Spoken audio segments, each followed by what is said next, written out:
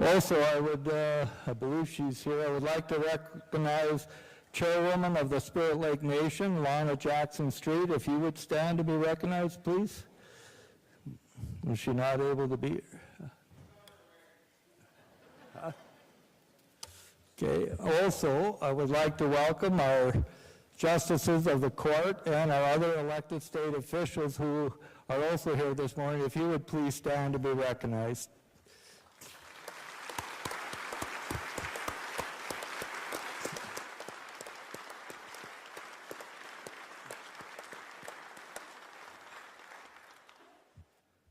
The House will now be on the 8th order of business. Representative Bosch. Thank you, Mr. Speaker. I move that a committee of 2 be appointed to escort Honorable Lieutenant Governor Michelle Strin into the rostrum. Is there a second?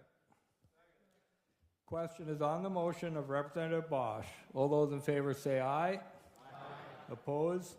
Motion carries. The Speaker appoints Representative Schauer and Senator Klein to the escort committee.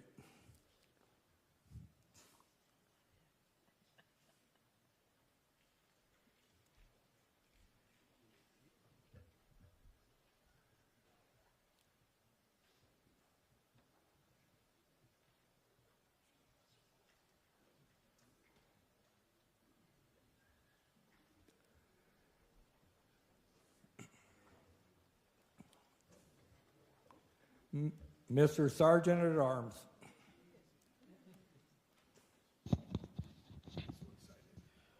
Mr. Speaker, may I present Lieutenant Governor Michelle Strin and the escort committee. Let the committee be received.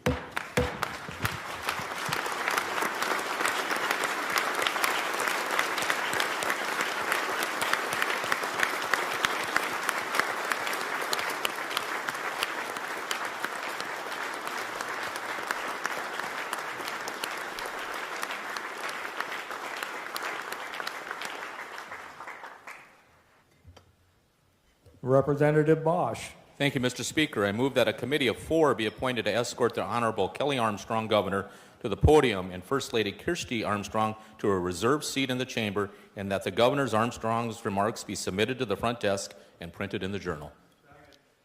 Question is on the motion of Representative Bosch that a committee of 4 be appointed to escort the Honorable Kelly Armstrong, Governor, to the podium, and First Lady Kirsty Armstrong to a reserved seat in the chamber, and that Governor's Armstrong remarks will be printed in the Journal. All those in favor say aye. Aye. Opposed? Motion carries. The Speaker appoints Representatives LaFleur and Ista and Senators Hogue and Hogan to the escort committee.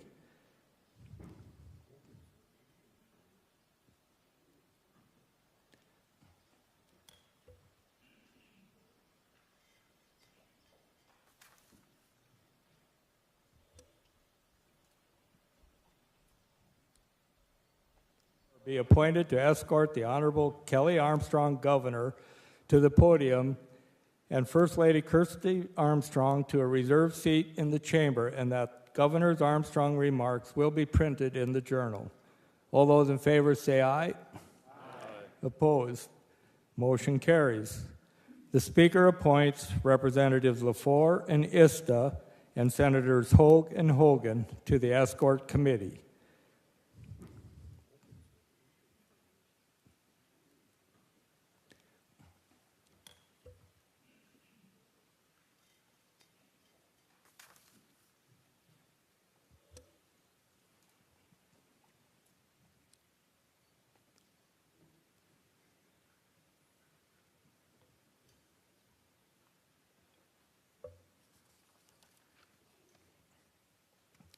Mr. Sergeant at Arms. Mr. Speaker, may I present the Honorable Kelly Armstrong, Governor of the great state of North Dakota, and First Lady Kirsty Armstrong and the escort committee. Let the committee be received.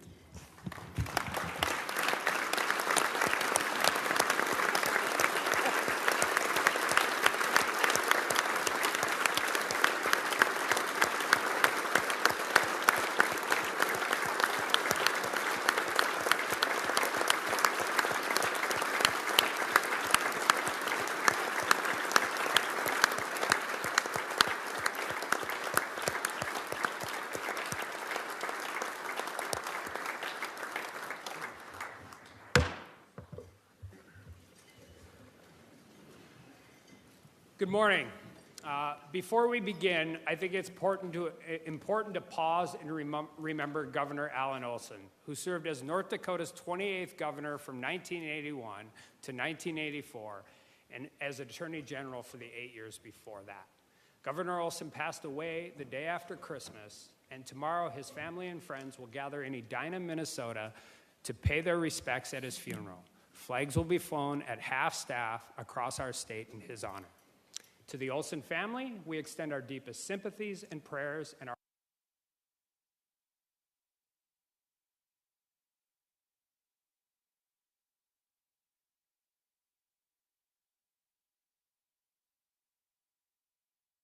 going on. And because it was a televised game, the NCAA was very clear that no Fighting Sioux logos could be put anywhere. So about halfway through the first period, somebody in our suite put a UND Fighting Sioux flag out the window of the suite, facing the entire arena.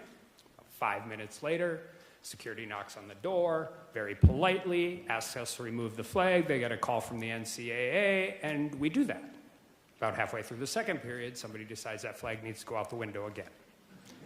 5 minutes later, a less polite knock, less polite security guards come in, tell us to take the flag down, and tell us if we do it again, we're going to get kicked out of the suite and kicked out of the arena. Tie game, if anybody remembers, the Gophers won with like literally 0.6 seconds left at the end. Halfway through the third period, my college friends weren't smart, puts the flag out again. Now the door is being banged on. Very loudly, very aggressively. Everybody's freaking out. The game's tied. We haven't seen each other. We're all convinced we're getting kicked out of the arena. I said, I'll handle this. And I walked up to the door with the biggest smile on my face, swung it wide open, and looked at him and said, I thought y'all told me you didn't want to come back here. When you make the cops laugh, they let us stay. They didn't even take the flag. And I thought of, how do I greet you all here this morning? And I thought that was a pretty good way to do it. I thought when you all left, you said you didn't want to have to come back here. So, Lieutenant Governor Strinden, justices of the North Dakota Supreme Court, Mr. Speaker, legislators, elected officials, tribal leaders, family and friends, and fellow citizens. Thank you for joining us today, and welcome. And a special thanks to Senator Hoeven, the delegation, and President Trump for passing the legislation that gives us the opportunity to be here today. It is my constitutional duty and great honor to address this special session of the 69th Legislative Assembly. It is also my duty to set the scope of this session, and to that end, working with legislative leadership, we have identified a singular purpose: to address the $199 million in federal funds awarded for the first year of our Rural Health Transformation Program. This program is a pivotal step forward in strengthening North Dakota healthcare across the state. The need is clear. 75% of North Dakota's rural counties face primary care shortages. Over the last 20 years, healthcare has concentrated in our largest communities, leaving our rural residents without adequate services. These challenges demand bold action. By expanding access, promoting long-term wellness, and driving innovation, we have the chance to be the healthiest state in the nation. I want to begin by thanking you all for your valuable input into North Dakota's application to the Centers for Medicare and Medicaid Services. I'll admit, I was a bit skeptical when Senator Hogue told me he was forming a 34-member interim committee, given the complexity and short time frame.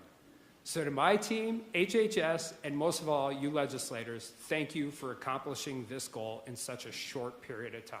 This is definitely one time I am happy to be proven wrong. Our application to CMS reflected thoughtful planning and collaboration. The priorities came directly from the people who know rural health care best: our residents, providers, tribal partners, and community leaders, along with the legislature, governor's office, and especially our team at HHS.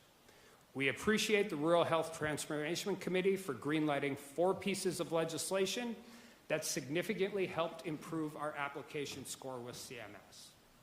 Those 4 bills will require the presidential fitness test in PE courses, require nutrition education as part of physicians' continuing education requirements, join the Physician Assistant Licensure Compact, and expand the scope of practice for pharmacists. I look forward to signing these bills along with the accompanying appropriation bill. When we first learned about the funding that Congress and President Trump made available, we knew North Dakota was in line for at least $100 million per year. To see that number doubled in the final award is a testament to the countless hours of hard work that went into that application. From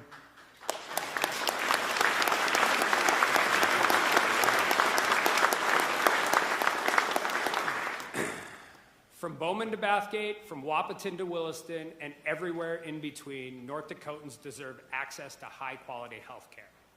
This is a generational opportunity not only to improve how health care is delivered to our citizens, but also help revitalize communities as people continue to seek out safe places to live with strong health care, great schools, and abundant economic opportunity. Our plan is built on 4 pillars. First, we want to make North Dakota healthy again by promoting wellness and healthy lifestyles in communities across the state through initiatives focused on nutrition, exercise, and reducing the risk of substance abuse, just to name a few. For all the advancements we've made in healthcare, far too often we treat symptoms and not people. Obesity is a killer. Sedentary lifestyles lead to negative health outcomes. It's time to shift the focus to front-end solutions. Eating better, getting proper exercise, and building resilient and connected communities. Second, we want to strengthen our communities and stabilize our rural healthcare workforce. That means healthcare workers in rural North Dakota with training, support, and retention grants. Third, we want to bring high-quality healthcare closer to home by expanding local access to essential health services through telehealth, transportation, virtual medical rooms, and mobile clinics for hard-to-reach populations. And finally, we want to connect technology and data to create a healthcare system that is smarter, faster, and more responsive. One that meets our people where they are when they need the services. Now let me tell you what's not in the plan. We are not constructing new buildings. We are not standing up unsustainable programs and hiring new employees that will become North Dakota taxpayer obligations when this federal funding runs out. And we are not propping up underperforming programs that haven't made North Dakotans healthier. This is about transforming rural health, and that means embracing 21st century solutions, not repeating policies of the past. We aren't spraying federal dollars into North Dakota with a fire hose. All government money comes from taxpayers in one way or another, and we owe it to them to make the most of this investment. We must create lasting impact that we can sustain after this federal funding expires. North Dakota is projected to receive at least $500 million over 5 years. But as we saw in our first award, we could receive much more based on how we deploy those dollars. That's why this special session and the work that will come after it to implement these programs is so important. This process began last summer with a statewide survey. We had 3 listening sessions last fall. The interim committee wrote and endorsed 4 bills in October. We filed our application to CMS in early November and received our award right before the new year. Now it's barely the end of January, and we'll have 9 months to obligate $199 million. The Year 2 award will start October 1st. While we don't know that exact amount yet, we are asking you to approve 2 years of appropriation authority to ensure that we can quickly disperse the second tranche of this funding. This program only works if North Dakota taxpayers have confidence in how we're spending money. It needs to be authorized and appropriated quickly. We need to be responsible stewards and track it closely. And it needs to have tremendous impact on the well-being of our citizens. In my first State of the State, I spared you all any baseball references. Not easy for an old American Legion baseball coach and future Ditch Chickens manager. No such luck today. Let's keep our eye on the ball, tune out the chatter from the bleachers, lay off the pitches that can wait till later, focus on hitting a home run by making the best possible use of this huge investment. If we execute our game plan, we can continue to receive an outsized share of these federal dollars, nearly $1 billion over the next 5 years. By doing so, we can make North Dakota the healthiest state in the nation and the best place to live, work, and raise a family. Thank you all for allowing me to address you here today. God bless you, and may God continue to bless the state of North Dakota and the USA. Thank you.